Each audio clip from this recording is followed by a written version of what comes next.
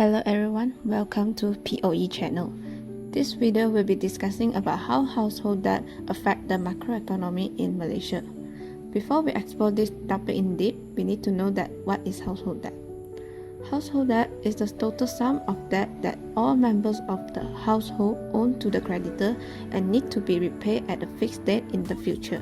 There are many types of household debt such as mortgage, credit card balance, vehicle loan, student loan, and other debts. Currently, based on the data that provided by Bank Negara Malaysia, Malaysia's household debt is one of the highest in the Asian region. It says Malaysia have racked up to RM 1.65 trillion in household debts, which is at nearly 83% of gross domestic product. Among the debts, residential property loan, also known as housing loan, represent the largest percentage of household debt. Bank Negara Malaysia has been monitoring closely to elevate household debt level even as the loans are being dished out prudently and paid on time. This is because high household debt can threaten the financial well-being of Malaysians and the stability of the Malaysian economy. Here, we will talk about the impact of household debt. We can break down to two perspectives to discuss. One is from individual and another one is from economic. Based on American Public Health Association research, substantial epidemiological evidence shows that having unsecured debt is a risk factor for poor mental health, including depression and depressive symptoms, anxiety, poor psychological well-being, and other mental disorders. For physical health, debt is linked with poor self-rate health, high blood pressure, obesity, inflammation. There are also altered health behavior resulting from debt, such as skipping medical care and cutting back on foods and utility usage to help pay bills are one potential mechanism through which unsecured debt may impact health. Now, we shift to economic perspective. Many people seem to think that household debt will only cause negative impact to economy, but actually it's not. According to BIS research, the research support that household debt boosts GDP and consumption in short run. We can see that conjugating equations are positive and significant in all three cases. The magnitude of the coefficient also suggests that the bulk of the pass-through of increases household indebtedness to GDP growth occur in the space of 1 year. However, in long run, the results state that all coefficients are statistically significant and negative, which means that in long run, household indebtedness is a drag on GDP growth where 1 percentage point increase in household indebtedness will cause lower GDP growth of 0.1 percentage point. Now, I will explain the main factors that cause high household debt in Malaysia. First, the cost of living is rising. Food, transport, electricity, and education are becoming more and more expensive. But many people's income does not increase as fast. As a result, people use credit cards and loans to pay for daily needs, and their debt slowly increases. Second, housing prices are very high, especially in big cities like Kuala Lumpur and Penang. Most families take long-term housing loans for 30 to 35 years. Because houses are expensive, a large part of their salary is used to pay the monthly loan. Third, borrowing money is too easy. Banks offer credit cards and personal loans. Many young adults get them easily but do not understand interest charges. They spend more than they earn and later cannot pay back the money. Lastly, many people do not know how to manage money well. Some also feel pressure from social media to buy expensive things, so they borrow money to follow a lifestyle they cannot really afford. Now, I will talk about national debt. When many people cannot repay their loans, banks may face problems. Then banks lend less money to businesses. When companies cannot grow, the economy becomes slower. Malaysian national debt is also increasing. National debt means the money the government borrows. The government borrows money for public services and development. However, when debt is too high, more money is used to pay interest. This means less money can be spent on healthcare, education, and infrastructure. When both household debt and national debt are high, the whole country is under pressure. This is why managing debt is important for Malaysia's future.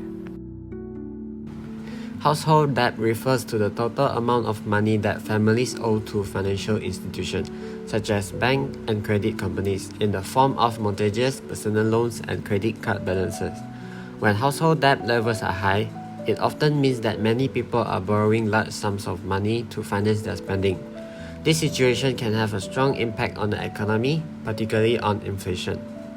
How does inflation lead to household debt? Have you ever wondered how rising prices can impact your wallet? Inflation is a key factor that affects households across the board. When inflation occurs, the price of goods and services increase. This means that the money you have does not stretch as far as it used to. If wages do not rise at the same rate as inflation, households find themselves in a tough spot. They are able to buy less with the same amount of money, which can lead to budget constraints. As price rises, many families may find it necessary to borrow money to maintain their usual spending habits.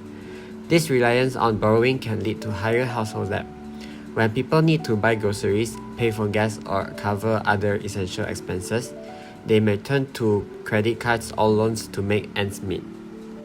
This can create a cycle where debt continues to grow as families try to keep up their daily needs. Based on the statistic, credit card debt in Malaysia has shown a steady upward trend over recent years. As living costs rise due to inflation, more households rely on credit cards for essentials, leading to higher outstanding balances. This reflects increasing financial pressure, where wages grow slower than prices, causing people to borrow more just to maintain daily spending. Another factor to consider is that inflation often leads to higher interest rates. Central banks typically raise interest rates to help control inflation. When interest rates go up, the cost of borrowing increases.